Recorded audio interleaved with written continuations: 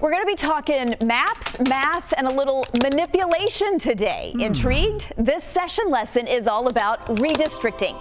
After a census is taken, which happens every 10 years, we see where the population is shifted in Texas. Some places see big growth, some might see slight declines, so it makes sense to realign the districts for state reps, state senators, and members of Congress to make sure each lawmaker represents roughly the same number of Texans. You don't want one state rep responsible for 100,000 people and another responsible for 1 million. That's not fair. But here's where manipulation comes into play. The party that's in charge in Austin has a big advantage.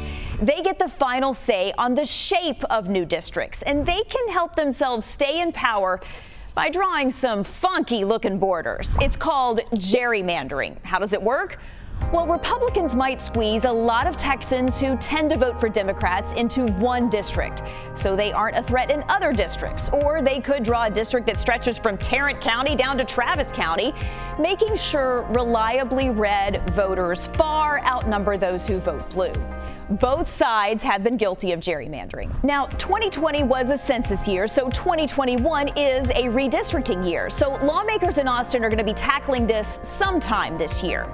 Here's an interesting thing to ponder. If we didn't let politicians redraw districts, could those politicians end up more productive?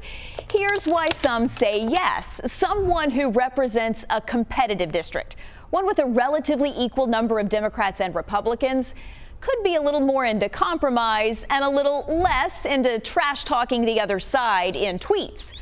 Another thing both sides are guilty of.